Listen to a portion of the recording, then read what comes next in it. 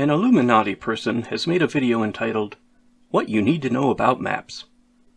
I feel it tells a one-sided story about maps, so I shall rebut, taking the sex-positive position.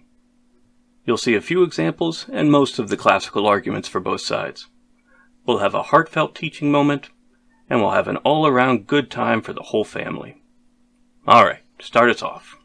For any of you that don't know, I'm part of the LGBTQ+ community, and to hear that some maps are advocating becoming part of the community pisses me off a lot, and enough that I think I needed to talk about it. So yeah, let's get right into it. My issue is with the map community, and it's that these are adults trying to call their attraction to prepubescent children literal pedophilia a sexuality. I've got no problem with pedophiles trying to seek help and stop themselves before they hurt anyone, but justifying their behavior and trying to play victim, that's where I've got an issue. So at least we're on the same page here, I hope, I assume? Great. We've got one last term I need to mention, and that's going to be sexual orientation. Sexual orientation relates to gender identity. It has to do with who you're attracted to, whether that's being homosexual, heterosexual, bisexual, pansexual, asexual, I think you get the point. The LGBTQ+ community, in part, is about celebrating the pride in these communities and advocating for awareness and equality. Sexual orientation and gender identity don't have anything to do with age of attraction. And yet, parts of this map community are still trying to insert themselves into the LGBTQ+ community.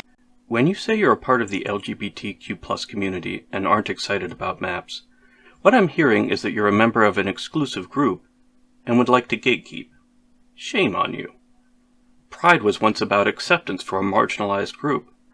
Now it's masturbation for an already accepted group and exclusion of a severely persecuted group. If your definition of a sexual orientation involves gender only, then your definition is outdated and intentionally harmful. Now, notice how you said sexual orientation and gender identity. Your exclusive club has already added the T. It's not just about orientations, regardless of how defined. So let's not waste time discussing and gatekeeping with definitions. After this, you discuss what to me does indeed look an awful lot like a troll account. It doesn't matter if they're a troll or not, because these people like Roar are still pushing the narrative that maps should be part of the LGBTQ+ community and maps deserve acceptance in general. And the answer to that is no, they don't. They need help, not acceptance. And pedophilia is a crime because children can't consent. It's rape, plain and simple. Rapists don't deserve acceptance. They need to be kept away from potential victims and given therapy. Raping someone isn't something to be proud of. Having the desire to rape someone isn't something to be proud of. And being sexually attracted to children falls in the same category. It's not something to be proud of. Remember the time Marge said, "Nelson Muntz is a troubled, lonely, sad little boy. He needs to be isolated from everyone." I don't think you got the joke. Isolating and shunning an individual or group isn't good for them, and it very shortly won't be good for society either. Let's talk about another approach. I'm reminded of an anecdote I read. I think it was in Tom Hartman's book on Thomas Jefferson. I think the story took place back in the day. A white man was visiting an Indian tribe and noticed some of his items missing. They told him, "Oh, that's just Gary," whatever his name was. "He steals. We always get the stuff back." And that was it. It was a revelation to Western man, like having a mature attitude about crime may as well have been an idea from Mars. Gary had a problem. That was all there was to it. You live with it. Society got along just great. In fact, it got along much better without prisons. I dare say they likely didn't have therapists either. They just treated Gary like family, like how everyone should treat everyone. So, just something to think about that came to mind. Heck, rather than move on, I'll tell you how I think it was an Iroquois tribe, dealt with murder. Since I can hear your not unsound argument that petty theft and sexual abuse aren't comparable. They hung the body of the deceased and forced the murderer to sit underneath and endure having the fluids drain onto him. The family watched. When they were satisfied and got up to leave themselves, then so could the murderer. Gross, to be sure. But the point is they faced the problem and everyone dealt with their emotions together. And then, life went on. Putting a human being in a cage or committing a murder of your own would have been unthinkably savage. Now, we're not even talking about offenders yet, just maps. I.e., anyone who finds anyone under 18 attractive, i.e. everyone. The point of my digression is that community is the answer, not isolation. Isolation and therapy are effectively opposites. You're advocating for both. Therapy isn't a magic wand that solves being dehumanized by your tribe. Nothing solves that. No one should be dehumanized. Maps, like all humans, should be accepted as valid human beings by all of society. If there's a subgroup of society, already for marginalized sexual groups, it's a no-brainer that maps belong. Okay, we've got that out of the way. You also did assert that children can't consent. To which for now I'll reply, of course they can. They consent to each other all the time, and perfectly legally, even under our current puritanical laws. I will pretend this issue is 100% black and white. If someone hasn't committed a crime, no, they shouldn't be in jail. I'm not trying to say that these people shouldn't have anyone to talk to. I think they should be in therapy, though. There's two things that really do bother me about this verped thing. Well, there's a lot more than just two, but I'm going to simplify things here. For one, calling it virtuous is fucked up. It's, just call it non-offending. Virtuous means high moral standards. So not raping a child is a pretty basic moral standard. I think we can agree on that. That's a bad idea. I don't know anyone that goes, that's a good idea. Well, except for apparently maps. But anyway, knowing that molestation is wrong isn't virtuous. It's common sense. That's just basic right from the start. So I feel that calling these people virtuous is implying that these are really excellent, amazing people simply because they're resisting an urge to molest children. I'm sorry. Call it non-offending and get some help. The second thing that really upsets me, and they don't get help from other pedophiles. I'm seeing Gary and these people talk about how forums are helpful to them, but I'm really, really skeptical about that. These people need professional help, not support groups and advocacy organizations run by other pedos. Now we're dealing with words again. This is all called the fight to prevent the fight. We can't use the word orientation. We can't use the word virtuous, not even for people who conform completely to your moral standard. Let's discuss ideas, not words. In addition to exiling maps from greater society, and from the exclusive alphabet club, you want to go further and isolate them from each other. Harsh, man. These are people. And they'll give each other much better therapy than any professional. Then you discuss an individual, a verped, named Gary. Must have been why the name was in my head, and his reaction to certain stimuli. I think your reaction is useful. Gary said, I don't feel bad about it because it's not reality. I can differentiate between fantasy and reality. And I just don't believe him. Call me hypocritical for throwing someone under the bus without enough evidence right now, but I'm just so disgusted. You are admitting that children on screen, you see that and you're like, yeah, that's fucking sexy, and you're gonna wank it to that? What? That's probably not the most virtuous thing you would do in that situation, I would assume, but yeah, he still wants that title. So Gary watched Cuties or something and enjoyed it. You and your avatar find this icky. I can tell. I'm good at picking up on subtle emotions. I wish I had an avatar with a range of emotions. Or a voice with a range of emotions. Maybe someday. In the meantime, you have to know no one controls what they find attractive. How can you shame someone for what they fantasize about? Can you empathize with how that has to feel, to have someone shame you for something that intimate about yourself? I think it's worth taking a minute to appreciate this. That hurts. Don't do that. It's dehumanizing. Especially when it's a persecuted minority. This next reaction to someone's age of attraction is also useful. My age of attraction is 1 to 15, but as they get younger, the emotional attraction is more prominent. I don't really think of a toddler in much of a sexual way, but rather I want to cuddle one and make sure they're happy. That is mainly it with younger children. It's hard to avoid being unsettled by this, and the amount of times I've been breaking and walking away from my microphone while recording this is, I hope it doesn't show up in the recording. I hope you guys don't hear so many different, tone changes, because I keep walking away. This is so hard to record. Believe me, I feel your pain. I had to take a walk. You and Gary and I should get together and hug it out. I know we can be friends. Non-offenders shouldn't be allowed around kids, and their behaviors and attractions should not be seen as acceptable. Change has to be made, and help has to be given, absolutely. The same way anyone else who has strong urges and desires to commit a serious crime needs help too. Oh yeah, the whole sex fascism thing. We might not get along after all. You didn't really mean what you just said, did you? People who have never committed a crime, with an age of attraction below whatever value is acceptable to you, should not be allowed around children. Jesus Christ, so you're expanding the fascist registry we already have to include those with thought crimes. I thought even your highly valued therapy industry had come around to the idea that the registry didn't make anyone safer. Especially with the extremely low recidivism rate for registrants, 0.6% to take the Ohio DOJ's numbers for example, and the fact that most abusers were someone with no record. Oh, I see where you're coming from now. Huh. But most molesters aren't even maps, they're just opportunistic. And most are a family member or a close friend thereof. Maybe whenever someone is born, all their relatives should have to register as potential sex offenders. Wouldn't it be easier to send all the children away to go live with the Mongolians? God damn Mongolians. Now we get into the far more dangerous group, the pro-contact pedophiles. And things are only going to get worse from here, as I'm sure you can tell just from the name. Even though I'm using a VPN to do this research, I'm 90% sure I'm going to now be on a watch list because of the research for this episode, and oh my fucking god. That escalated quickly. I'd warn you, fascism won't sound so nice when it comes for you next, but here we are already. Anyway, now we're almost to the good stuff. The real potatoes of your argument. Now, one self-professed pedophile who says they are no contact goes over the arguments that pro-contact maps make. So let's go over them one by one, then debunk them one by one using research and data as opposed to the bullshit that the pro-contact pedophiles use, shall we? The first argument pro-contact maps use is that children are sexual beings. They're not entirely pure and innocent. I don't want it. Do young children sometimes engage in sexual behavior like touching themselves? Yes, but they are not sexually mature enough for intercourse. According to one source, there are different causes of sexual behavior problems in children. Since sexual behavior is learned, in most cases, it is the result of what children have seen or experienced. Children may see sexual behavior of parents, older siblings, or babysitters, or on television and in magazines. Some children who are sexually abused act out sexually or become sexualized. In families where there is a lot of conflict or stress, children may begin to act in sexual ways. Other factors may contribute to sexual behavioral problems, including trouble controlling impulses, difficulty getting along with others, or not being watched closely enough by parents or caregivers.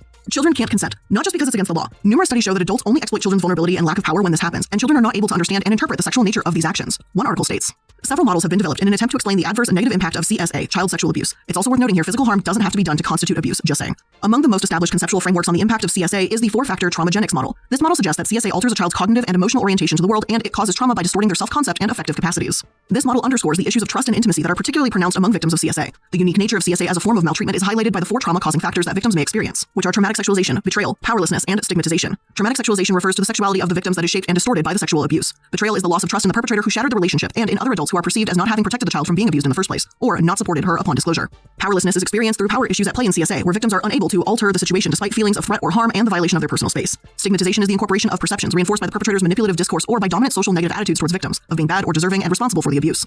A third to half of all victims of CSA have also shown levels of PTSD, and high levels of disassociation are present among sexually abused preschoolers. So yeah, I don't give a fuck if someone thinks a child may be interested. The adult present should know that they don't understand and educate a child, not exploit them.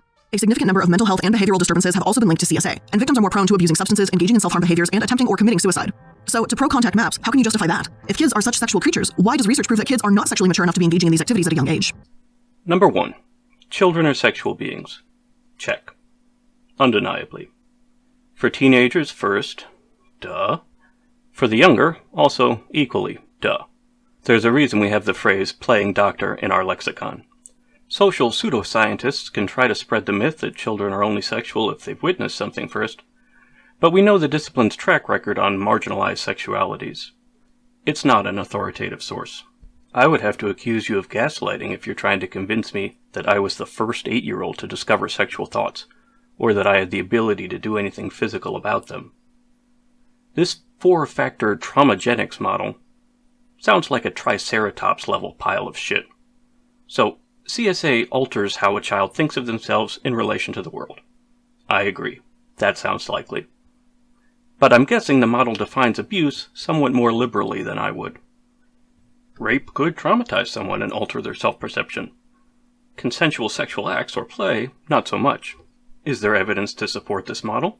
Has any researcher been the first to take an individual traumatized by consensual statutory rape and determine with certainty whether it was the act itself or society's reaction thereto that caused the harm? When the science is good enough to dig through people's brains and figure that out, I will be more than interested.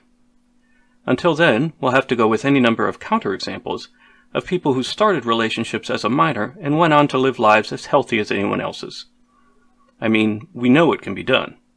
Sex acts as a minor are not the death sentence antis would have us believe.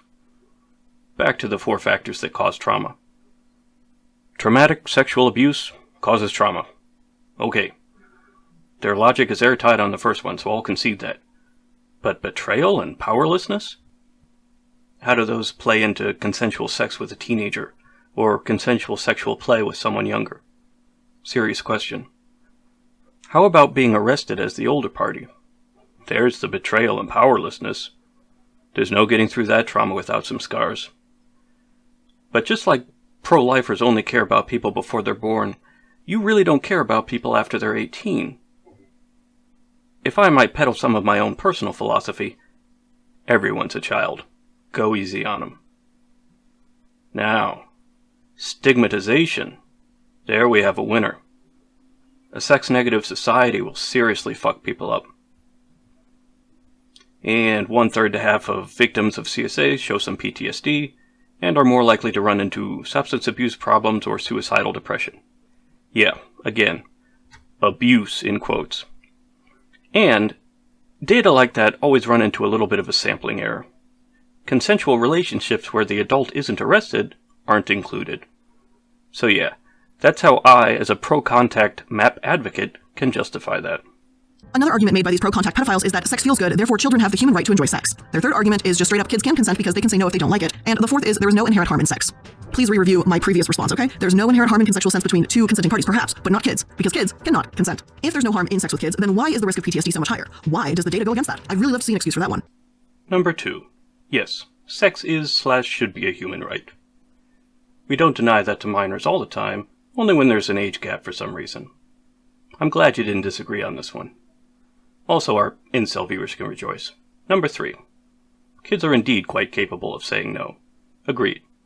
If someone is ignoring a no, we already have a law for that. Number 4. There is no inherent harm. Took the words right out of my mouth. We know there are counterexamples of unharmed minors. In fact, there are billions of such counterexamples over the past few millennia. I know. We get to the historical argument later, and you make the same tired point all antis do. But yeah, happy relationships aren't in the data. That's my pretty easy excuse for that one.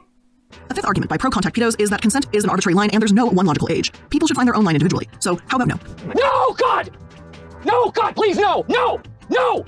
No! Toddlers and infants don't know what sex is. An infant isn't even capable of understanding that, and yet we've seen people in this video already say that their age of consent or whatever the hell their AOA is starting at 1 or 2 years of age. So it's not a fucking arbitrary line. The line or laws set in place are to protect kids that are too young to protect themselves. I've talked about age differentials for a reason because I get that there's older teenagers that are gonna go like, oh my god, am I being a pedophile or something like that? But it's a little different because there's Jack and Jill laws in place and you are, mature enough to understand and your body is developing. But like a 1 or 2 year old, they don't understand. To act like puberty plays no factor and sexual maturity is just some arbitrary thing, it doesn't even make sense. It doesn't make sense from any angle you look at it. A world without age of consent laws would give maps even more reason to take advantage of that and act abusively towards children. Number 5. It's arbitrary. Agreed. You want your 1 and 2 year old straw men? You can have them. Now, tell me you've seen the missing stone tablet from Mount Sinai that shows a clear line on one side of which we must use all force to protect someone, and on the other side of which, the opposite. Maps would take advantage and act abusively towards children. Jeez. You see the sex negativity built into everything you say? Why is sex so evil to you? I ask this knowing full well the answer is the backward culture we were raised in, and knowing the great biological argument I made in an old video that caring about other people's sex lives is uniquely hardwired into humans because of our mating pattern. Neither the monogamy of gibbons, nor the harems of gorillas, nor the free-for-all of chimps, but instead a mostly monogamous pattern with a high chance of side action, therefore wiring in an interest in the sex lives of those around us. Every society has its sexual taboos, but they differ. If consent of 18, sure as hell, isn't a universal taboo. Neither is no AOC at all. Another pitiful, disgusting argument that pro-contact pedophiles have used is that ancient Greeks practiced it. So I guess by that logic, we shouldn't have abolished slavery either. So if someone did it in the history books, that means it's okay, right? Like, just for fuck's sake, the arguments they make are terrible. History Extra explains. Pederasty literally means lust for or love of, in a strong sexual sense, children, says Professor Cartledge. An illegal and totally unacceptable practice today, the subject of pederasty is a highly sensitive one, he adds. In ancient Greece, it could be of either sex. It could involve an underage sub-adult, either male or female. So yeah, the no-contact map that made this list, pro-contact maps, even said that it sounded like a way for older men to get sexual gratification without getting someone pregnant. Now, regardless of what you think about ancient societies that did take part in this, it's not a justification for anyone to do this now, and I'd like to think we've grown a bit since then, right? No, in many ways we've taken huge steps backwards since then. Like fascist registries. No one in classical Greece thought of that. Not even Draco. Putting the state in everyone's bedroom isn't progress. Prisons aren't progress.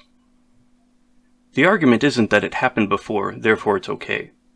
The argument is that it happened before, and we have no evidence that the entire population was traumatized.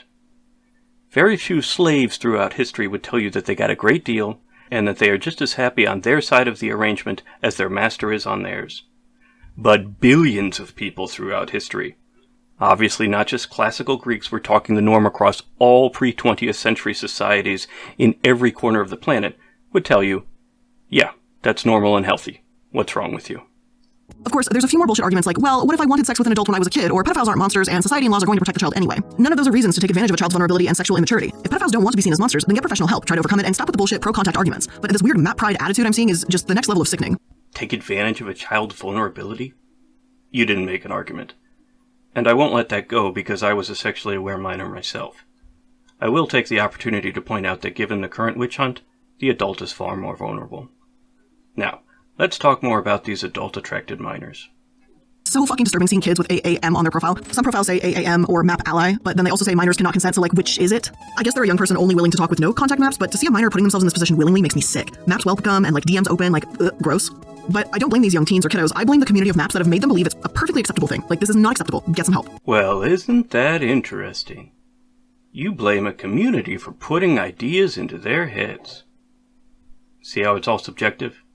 I blame a century and a half of Victorian values for putting all that sex negativity into your head. Maybe map-friendly AAMs are the unindoctrinated ones. And stop saying get some help. The victim industry is not an ally to maps. Like, as kind of an offset tangent, I remember there was someone I used to be friends with who ran a Discord server, and my friends and I found out that there was someone in that server who was above the age of 18, like explicitly talking about how they were in love or like in a relationship of some gross fucking variety with a 14-year-old, and then I stopped being friends with that person because that person wouldn't do anything about it, and they go, well, that's their personal life, like they can deal with it, and I was like, what the fuck? There it is. All your infantile strawmen, and you haven't once addressed teenagers. Here your real bigotry comes through. What the fuck is so offensive to you about 14 and over 18? 14 and 20? 14 and 30? Why is the age difference everything when 14 and 14 is just fine? Is it potential for abuse? As in there wasn't any abuse, but there could have been because of a power differential which you perceive, which as I already discussed, you have backwards? There are nearly 1 million Americans on the fascist registry. They aren't there for toddlers. The epidemic is arrests for those in relationships with or receiving pictures of teenagers. That's whom we need to be discussing. That's the problem that needs to come first. The pedophiles can wait. Men and women are interacting with physically and sexually mature teenagers and having their careers and lives ended for it. You need to give them and me a goddamn good-ass reason why their lives are over. Why their humanity means nothing to you.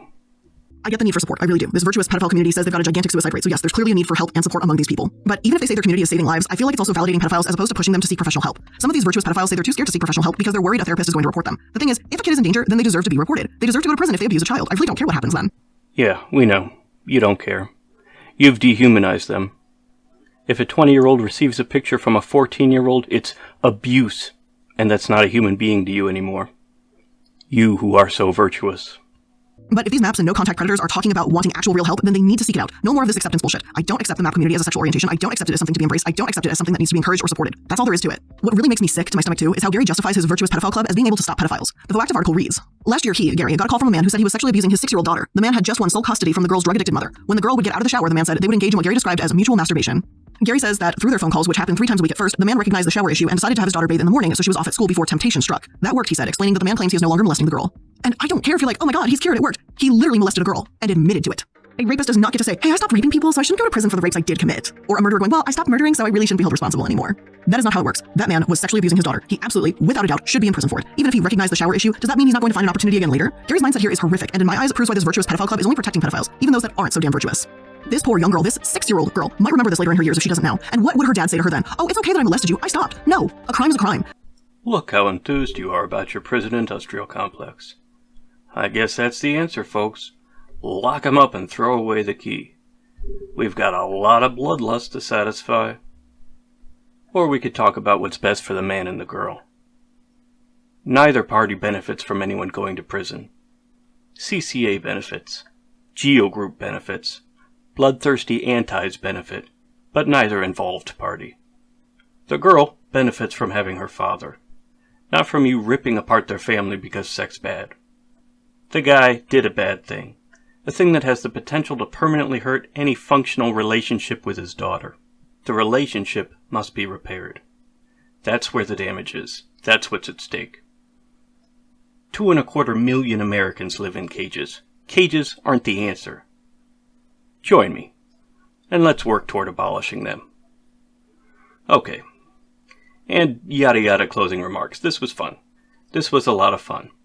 I look forward to more discussions with you, and working toward a future where everyone is free to love.